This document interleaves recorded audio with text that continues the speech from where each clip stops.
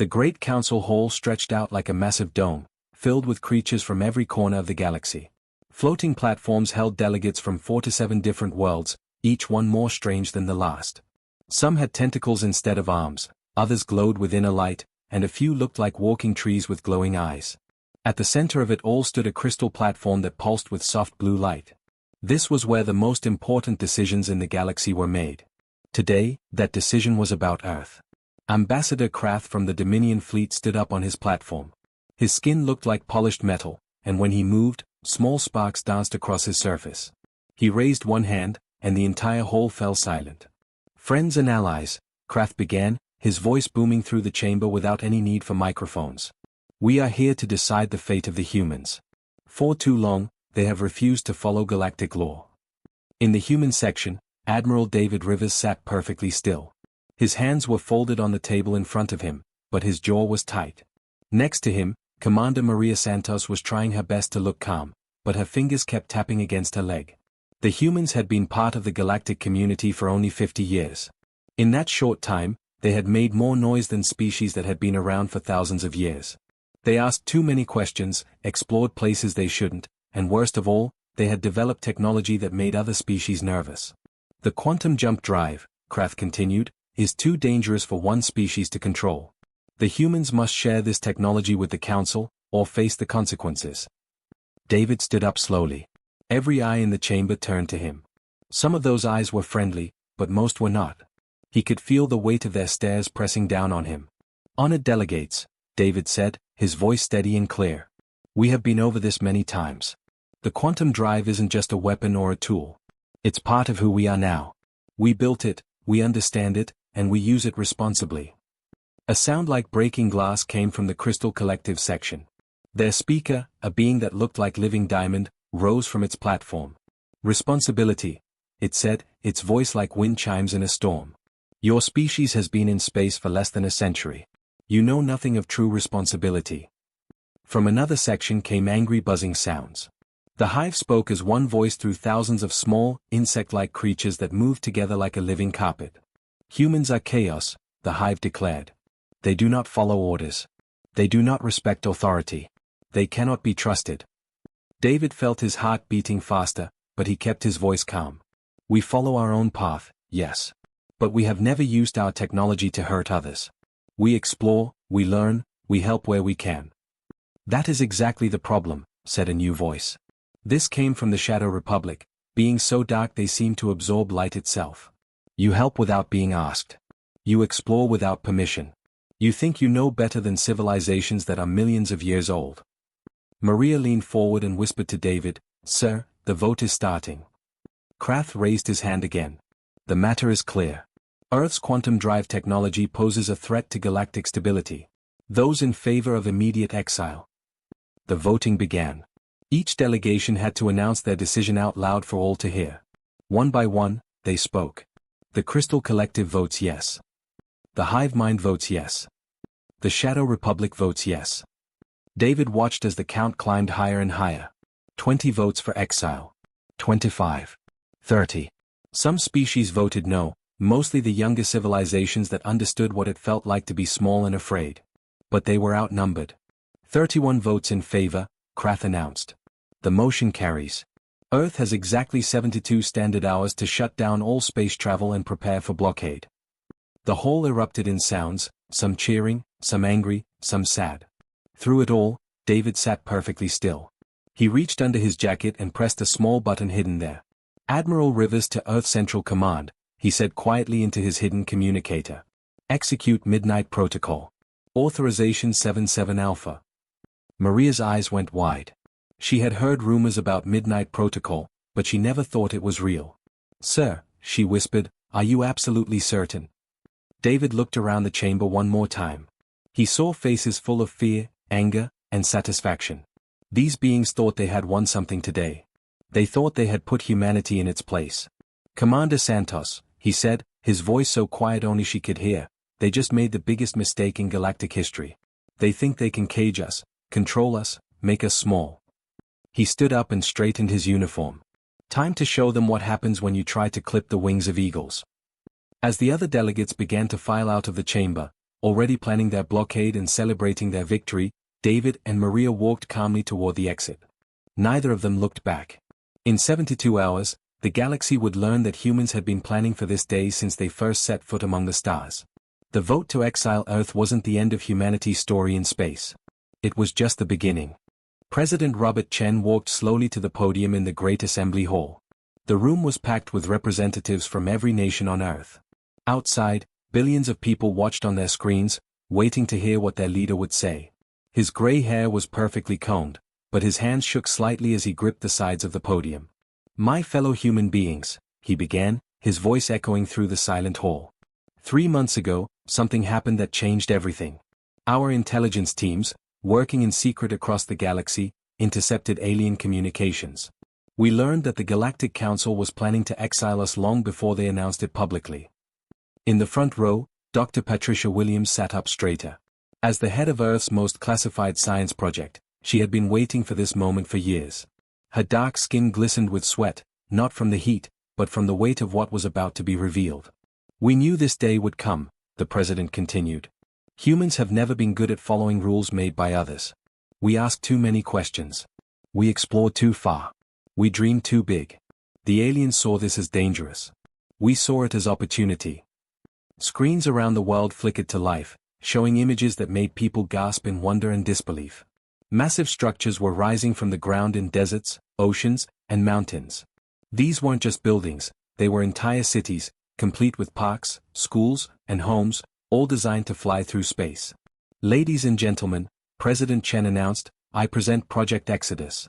For the past 15 years, while the aliens thought we were just building faster ships, we were actually creating something far more ambitious. We built moving worlds." The camera showed the Nevada facility first. What had looked like empty desert was now revealing underground chambers the size of small countries. Massive cityships rose into the sky, their hulls gleaming in the sunlight. Each one could house millions of people, complete with farms, factories, and everything needed for life among the stars. Dr. Williams stood up and walked to a second podium. Her voice was steady, but her eyes shone with excitement. "Every major city on Earth has a twin," she explained. "Tokyo, New York, Lagos, Mumbai, Sao Paulo, we've built spacefaring versions of them all. But we didn't stop there.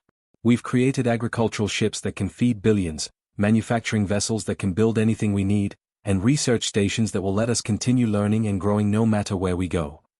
The images on the screens showed the incredible scope of the project. Floating farms filled with crops from every continent. Massive libraries containing all of human knowledge. Even zoos with animals from Earth, ready to preserve every species during the great journey ahead. "The aliens want to keep us trapped in our solar system," President Chen said, his voice growing stronger. "They want to control us, limit us, make us small. But humans have never been good at staying in cages."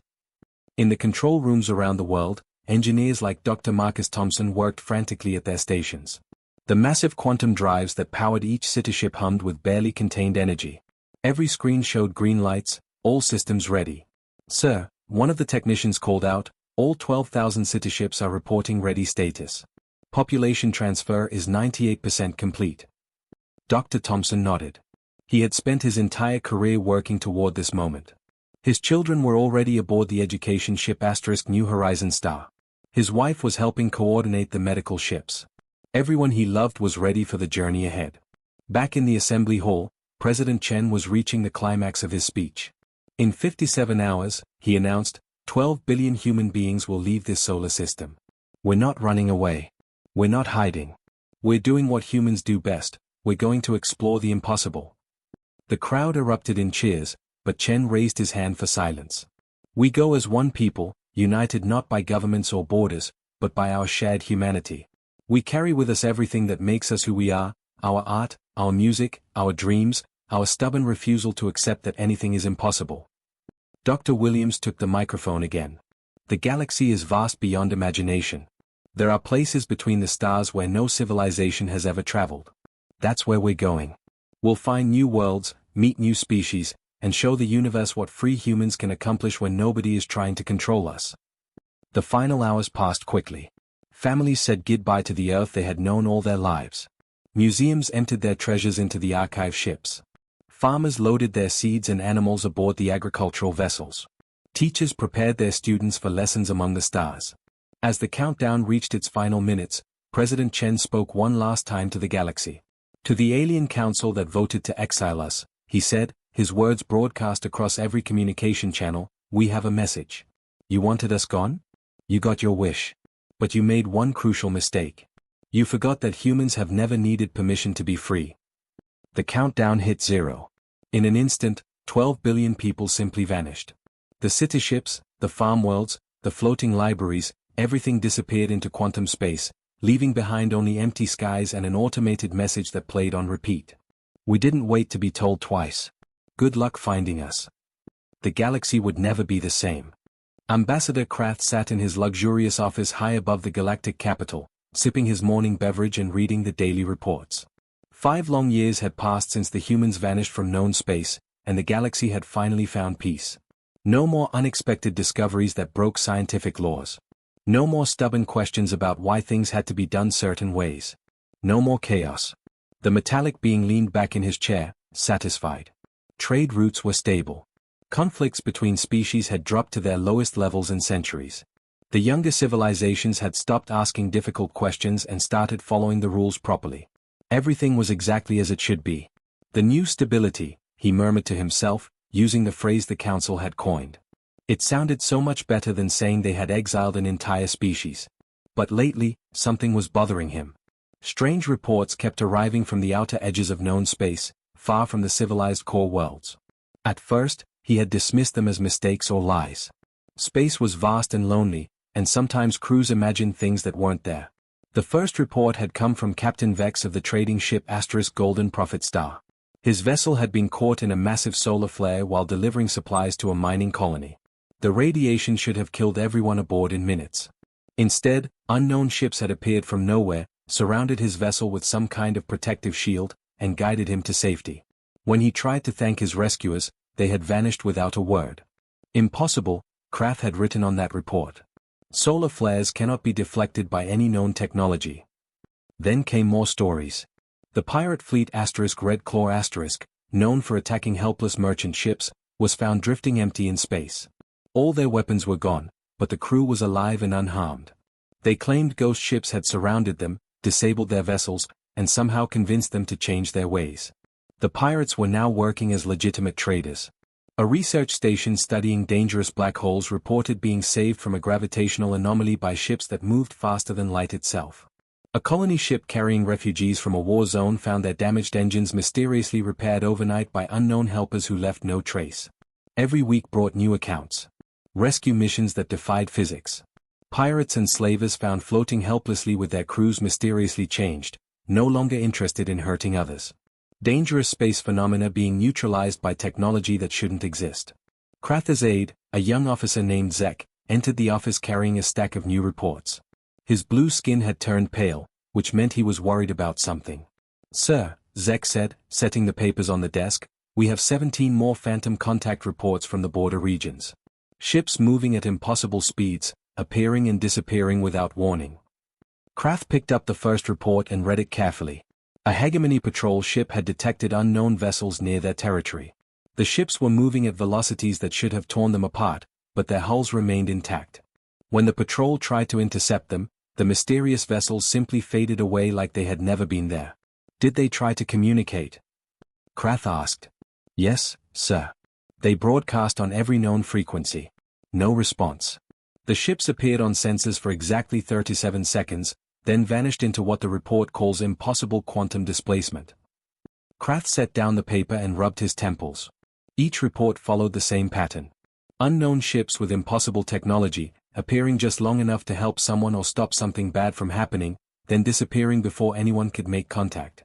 Sir, Zek continued, some of the outer colonies are starting to call them guardian angels. They say the ghost ships only appear when people are in real danger. Superstition, Krath muttered, but his voice lacked conviction. He walked to the massive window that looked out over the galactic capital. Thousands of ships moved between the towering spires, all following approved flight paths and obeying traffic laws. Everything was orderly, predictable, safe. But beyond the civilized worlds, in the dark spaces between stars, something was moving. Something that didn't follow the rules because it didn't need to. Something that helped without asking for permission and vanished before anyone could say thank you. The reports all mention one thing, Zek said quietly. The unknown ships seem to focus on protecting the weak and stopping bullies. It's like someone is watching over the galaxy, making sure the strong don't prey on the weak. Kraft felt a chill run through his metallic body.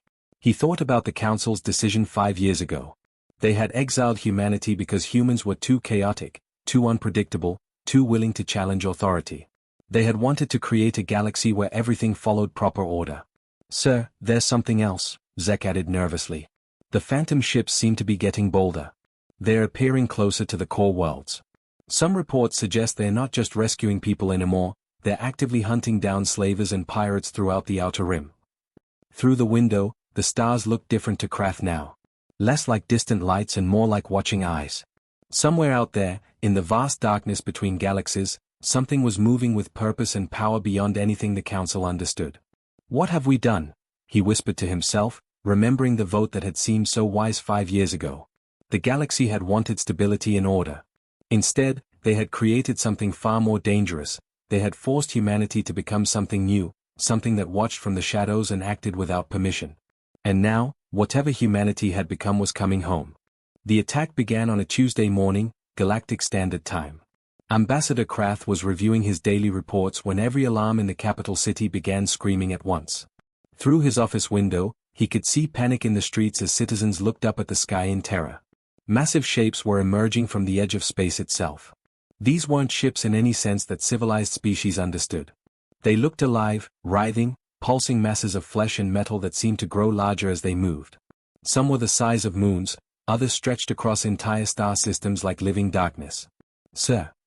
Zek burst into the office without knocking, his blue face now completely white with fear. The Outer Rim colonies are going silent. All of them. Something is consuming entire worlds. Krath activated his emergency communicator and was immediately connected to the Council's war room. The massive underground chamber was filled with military leaders from dozens of species, all shouting orders that nobody seemed to be following.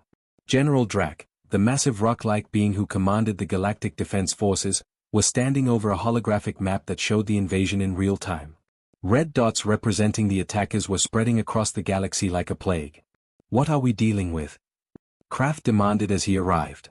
They call themselves the Devourers, General Drac said, his stone face grim. They don't want territory or resources. They want to consume everything living in the galaxy and add it to their collective mass. The hologram showed one of the bioships attacking a peaceful farming world. The ship landed on the planet's surface and began to absorb everything, plants, animals, even the soil itself. Within hours, the entire world was nothing but empty rock. How many ships do they have? Asked Admiral Chen, the small, quick-moving leader of the Space Navy. We don't know, Drac replied. They seem to split and multiply. Every time we destroy one, 2 more appear. And they are learning from every battle. On the screens around the room, battle reports flooded in. The first defense fleet had engaged the Devourers near the Centauri system. Their energy weapons had worked at first, destroying several of the bioships. But within hours, the remaining attackers had somehow adapted, growing new armor that absorbed energy blasts completely. They're like a living computer virus, reported Captain Vex from his command ship. Every weapon we use, they figure out how to defend against. Missiles, lasers, plasma cannons, nothing works twice. The next fleet tried kinetic weapons, simple metal projectiles fired at incredible speeds. Again, initial success was followed by rapid adaptation. The bioships grew thick, flexible hulls that could absorb the impact and even redirect the projectiles back at their attackers. The hegemony defense grid is falling back, reported another commander. The Devourers are consuming our defensive platforms and using the material to build larger ships. Week after week, the news got worse. The Devourers moved through space like a cosmic wildfire, consuming everything in their path. Entire civilizations that had existed for millions of years were reduced to empty space in a matter of days. Krath found himself in the Council's deepest emergency bunker, a facility built to survive the destruction of entire solar systems. Around him, the greatest military minds in the galaxy stared at screens showing nothing but defeat. How long before they reached the core worlds? Krath asked, though he dreaded the answer. General Drac's stone features seemed to crumble slightly. At their current rate of expansion, 6 months. Maybe 4 if they continue to accelerate. The chamber fell completely silent. Everyone understood what this meant. The galactic civilization that had existed for eons was about to end. All their technology, all their knowledge, all their accumulated wisdom would be consumed by beings that cared nothing for culture or art or the beauty of diverse life. There is one option, Admiral Chen said quietly. We could try to contact them. Contact who? Krath asked, though deep in his heart, he already knew. The humans, Chen replied. The ghost ships that have been appearing throughout the Outer Rim. If they're really out there, if they've survived these 5 years in the deep space between galaxies, they might have developed technology we can't imagine. The suggestion hung in the air like a toxic gas. Contact the species they had exiled. Admit they had been wrong. Ask for help from the people they had tried to cage. General Drax shook his massive head. Even if we could find them, why would they help us? We voted to destroy their civilization. Because, Krath said slowly, the words tasting bitter in his mouth, it's what humans do. They help people, even people who have wronged them. The decision was unanimous, though it felt like swallowing poison. They would broadcast an emergency signal across all known frequencies, hoping that somewhere in the vast darkness between galaxies, humans were listening. The message was simple and humbling. This is the Galactic Council calling for emergency assistance. We were wrong. Please help us. For 3 days, there was no response. The Devourers continued their advance, consuming worlds that had stood for millions of years. Hope began to fade. Then, on the morning of the 4th day, a response came from coordinates that registered as completely empty space. The voice that answered was human, but changed somehow. It carried undertones that spoke of vast distances traveled and experiences beyond anything the Council could imagine. It was older, wiser, but still unmistakably human in its determination. This is Admiral David Rivers of the Human Deep Space Fleet, the voice said. We received your message. We know about the Devourers. A second voice joined the transmission, this one belonging to a human woman whose words carried the authority of someone who had seen impossible things and survived them. This is Commander Patricia Santos of the Liberation Fleet, she said. All human vessels, converge on the barrier zone immediately. Time to show the galaxy what we learned out there in the dark. Hope flickered back to life in the Council bunker. Somewhere in the space between galaxies, humanity had not just survived their exile. They had grown into something new, something powerful enough to face the greatest threat the galaxy had ever known. The real battle was about to begin.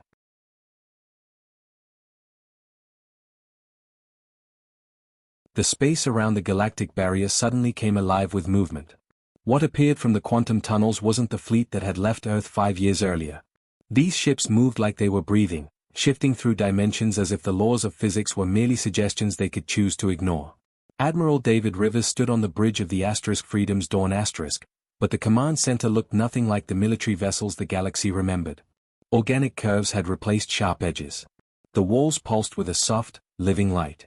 Most shocking of all, the bridge crew wasn't entirely human anymore. Standing next to David was a being the Galactic Council had never seen before, tall, graceful, with skin that shimmered like starlight. At another station worked a creature that looked like it was made of crystallized music, its form shifting with each sound it made. Near the navigation console, a being of pure energy communicated through patterns of light. Commander Patricia Santos, now bearing scars that spoke of incredible journeys, turned to her admiral with a mixture of pride and sadness in her voice. Sir, we're reading 4 to 7 different species in our fleet. How did we manage to gather so many allies in just 5 years? David's weathered face broke into a smile that had seen wonders beyond imagination. His hair had turned completely white, but his eyes burned with the fire of someone who had found purpose among the stars.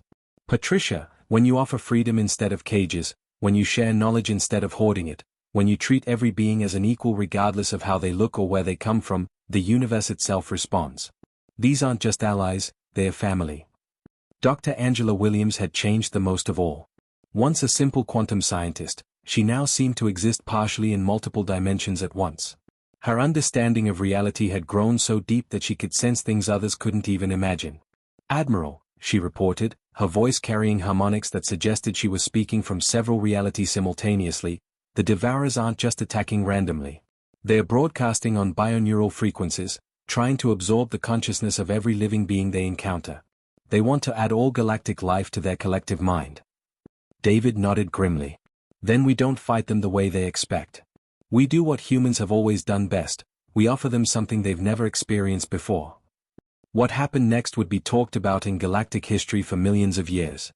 The human fleet didn't attack the Devourer bioships with weapons. Instead, they surrounded them with something far more powerful: choice. Using technology they had learned from species in the deep void between galaxies, the humans began broadcasting something the Devourers had never encountered: individual freedom. They showed the bioships what it meant to make your own decisions, to be yourself instead of part of a collective, to choose your own path among the stars. The effect was immediate and stunning.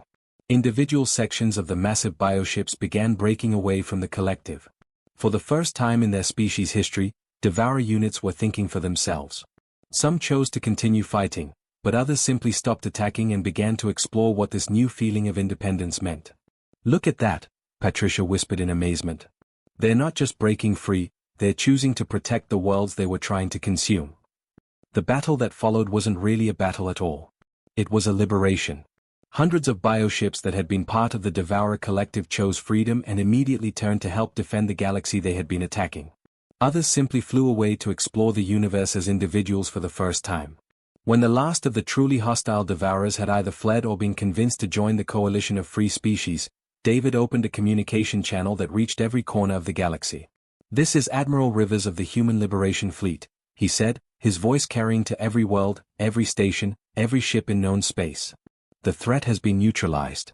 The Devourers who chose freedom are now part of our coalition. Those who didn't have retreated beyond the galactic barrier." There was a long pause before Ambassador Kratha's voice crackled through the communication system, filled with a mixture of gratitude and shame.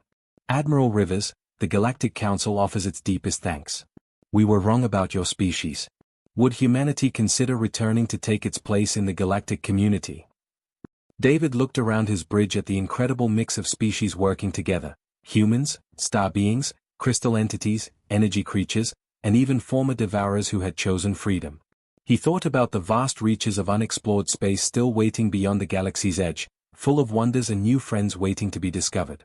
"Ambassador," he said finally, his words carrying the weight of 5 years spent learning that the universe was far bigger and more beautiful than anyone had imagined. "The galaxy is vast and full of incredible things waiting to be discovered. We'll be out there, exploring the impossible and keeping freedom alive wherever we find it." He paused, looking at the stars that no longer seemed like distant lights but like doorways to infinite possibility.